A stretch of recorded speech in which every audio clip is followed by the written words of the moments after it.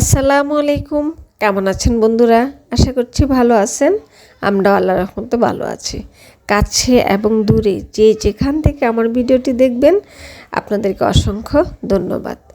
এই যে দেখেন, গত রোজা ঈদে আমি একটা ভিডিও আপনাদেরকে উপহার দিয়েছিলাম। এর ভিতরে কিন্তু আমার আর কোনো চ্যানেলে কাজ করা হয়নি। আবার একটা ভিডিও রেডি করছি। এটা হচ্ছে ঈদুল আজহা উপলক্ষে।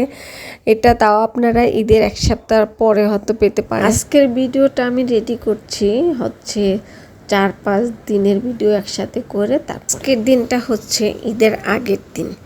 সকালবেলা আমি লাকি ব্যাম্বু স্টিক কিনে এনেছিলাম, আর সেটাকেই গুছিয়ে এখন ডাইনিং টেবিলে রাখলাম।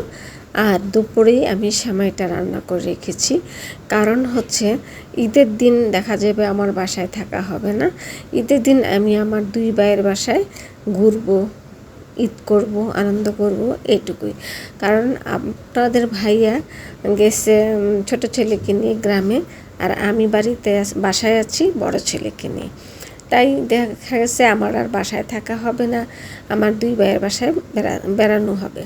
তা এই যে দেখেন, এই যে এখন দেখতে পাচ্ছেন, এটা হচ্ছে আমি আমার পরে যে ভাই তার বাসায়, সেখানে গেলাম। যাওয়ার পরে আমার বাস্তি বলতেছে, ফুপি দেখো আমার অপরাজিতা গাছে অনেক ফুল ফুটেছে, তোমাকে আমি একটা চা বানিয়ে দিই। তো সাদে আমরা কিন্তু এখন, তা আমি বললাম ঠিক আছে দাও, একটা চা বানিয়ে খাই, কখনো খাইনি, তো দেখি কেমন লাগে।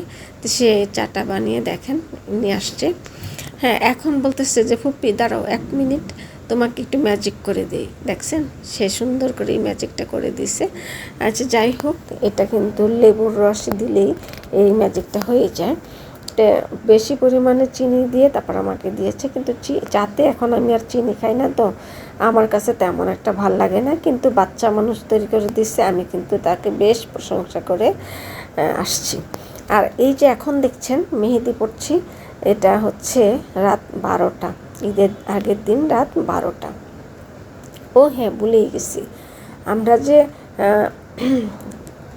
আমার প্রথম ভাইয়ের বাসায় গেছিলাম, ওখানে কুরবানির যে গরু ছিল সেই গরুটা দেখার জন্য আমার এই ভাইয়ের বাসা মার্জিয়া সবাই মিলে, আমি আমার ছেলে মিলে সবাই মিলে গরুটা দেখতে গিয়েছিলাম। তখন কিন্তু আমরা ওইখানে দীপার মেহেদি, সোহার মেহেদি, যারা যারা মেহেদি পড়বে সেখানে কিন্তু পড়ানো হয়ে গেছে। তো ওখান থেকে খাওয়া দাওয়া কমপ্লিট করে আমরা রাত্রে আমাদের মার্জিয়ার বাসায় চলে আসলাম। তারপরে এইখানে বাবুকে ঘুম পাড়ায় দিয়ে মার্জিয়াও সুন্দর করে মেহেদি দিয়েছে, আর আমাকেও এই যে দেখেন চিকন চিকন হাতের মধ্যে মেহেদিগুলো মার্জিয়া পরাই দিচ্ছে। খুব সুন্দর করে সে আর্ট করতে পারে।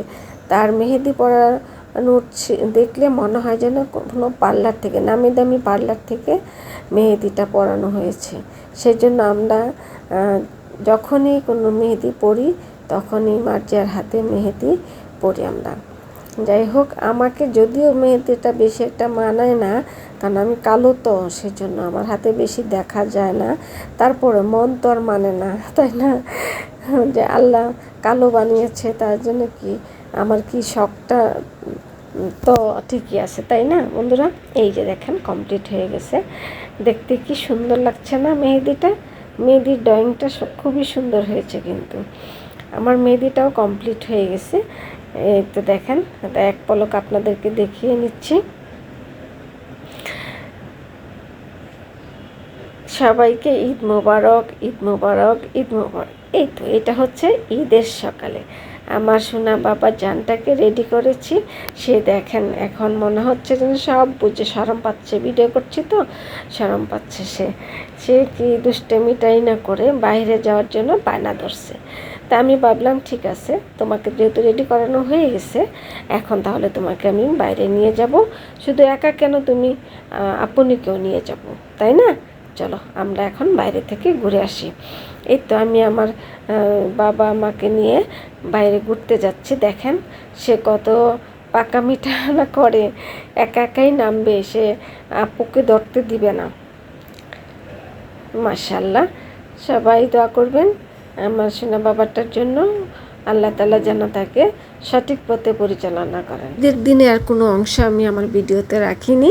এটা হচ্ছে ঈদের তৃতীয় দিন, হ্যাঁ ঈদের তৃতীয় দিনের ভিডিও, সরি ঈদের ঈদের পরে চতুর্থ দিনের ভিডিও।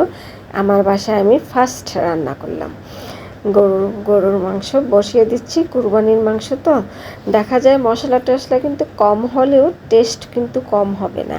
তারপর আমি আমার পরিমাণ মতো আমি কিন্তু মশলাগুলো দিয়ে বসিয়ে দিচ্ছি।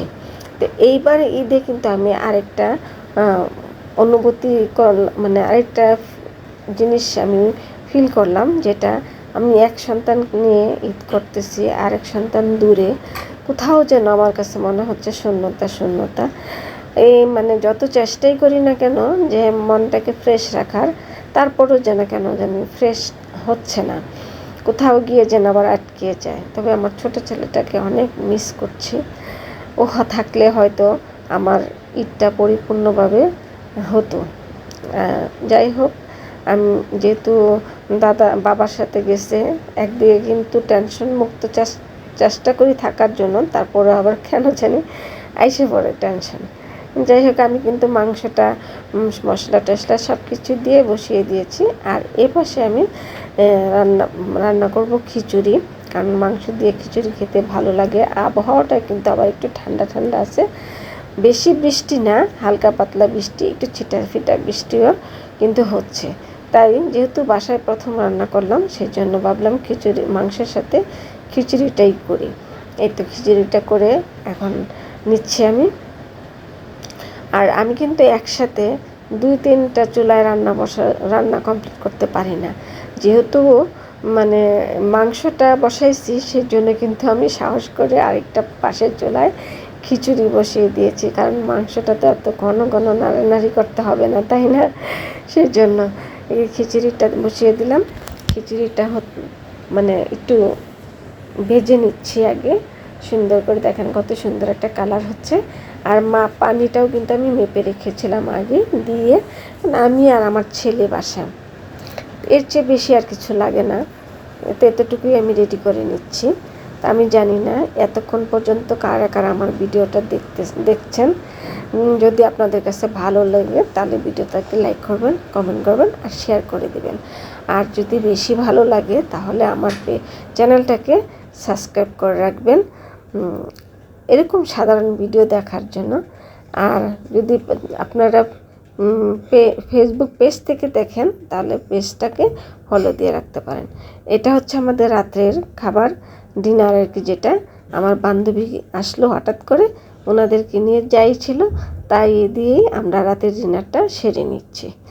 এই তো আজকে এইবারের কুরবানি ঈদের আনন্দটুকু এভাবেই আমি করেছি, সাদামাটাভাবে একদম। তা আমি যে আল্লাহ যেভাবে আমাকে ঈদ করার তৌফিক দিয়েছে, হাজার শুকরিয়া, আমি আল্লাহর কাছে হাজার শুকরিয়া। সবাই ভালো থাকবেন, দোয়া করবেন। আসসালামু আলাইকুম।